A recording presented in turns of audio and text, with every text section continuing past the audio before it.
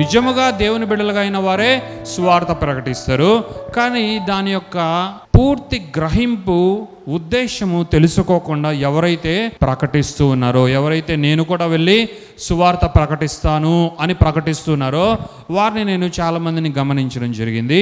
Just వారి దృష్టిలో యేసయ్యను ఒప్పుకునేలాగా కొంతమందిని చేస్తే చాలు అన్నట్లుగా వారు సువార్త ప్రకటించడం జరుగుతూ ఉంది.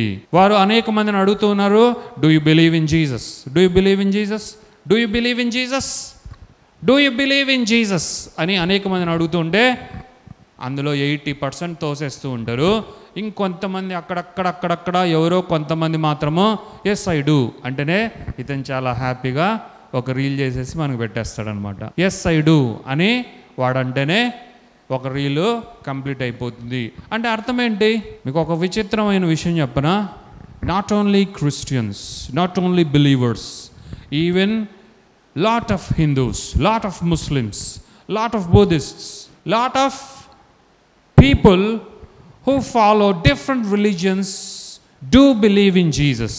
ఇతర మతములకు సంబంధించిన అనేకమైన వారు కూడా యేసుక్రీస్తునందు విశ్వాసము అనగా యేసుక్రీస్తుని నమ్ముతారు.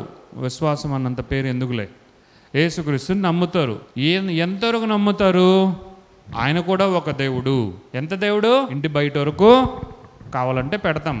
మా యొక్క గేట్ ఉంది కదా, మా కాంపౌండ్ గేట్, అక్కడ వరకు కావాలంటే మేము దాని అవతల వరకు అలౌ చేస్తాం. గేట్ లోపలికైతే కుదరదు. తర్వాత ఇంట్లోకైతే అస్సలు కుదరదు. అర్థమవుతుందా? మా ఫ్లూటిస్ట్ ఉంటాడు లోపల, కాబట్టి ఒప్పుకోడు. ఇట్లాంటివన్నీ కుదరవు కాబట్టి మేము బయటే పెడతాం. Lot of people understand since he's also God, what is there if you can say that నేను కూడా నమ్ముతాను. అవునవును, ఆయన మంచోడు, పాపము సెలవు కేసినారు కదా, అవును దేవుడే మంచోడే, మంచోడు. ఇదేనా సువార్త అంటే? ఇదేనా ఆయనను నమ్ముట అంటే? యేసుక్రీస్తును నమ్మడం అంటే? ఇది కాదు.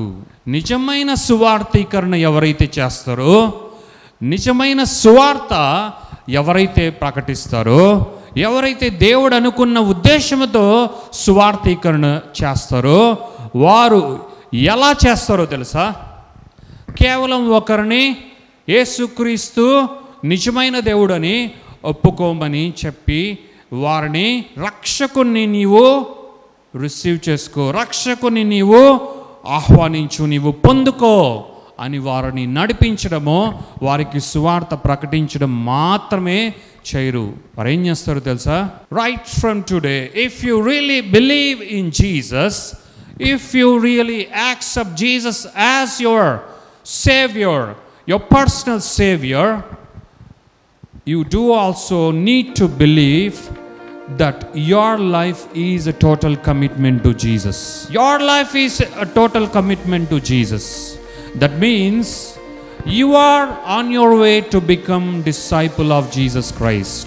నిజమైన సువార్తీకరణ ఎలా ఉంటుంది అంటే వారికి యేసుక్రీస్తును పరిచయం చేయడం మాత్రమే కాదు, వారు యేసుక్రీస్తును సొంత రక్షకుడుగా అంగీకరించమని వారిని ఆత్మతో ప్రేరేపించువారు మాత్రమే కాదు, వారికి తప్పక ఒక విలువైన విషయాన్ని వారు బయలుపరుస్తారు, వారు తెలియచేస్తారు. నీ జీవితం నీది కాదు.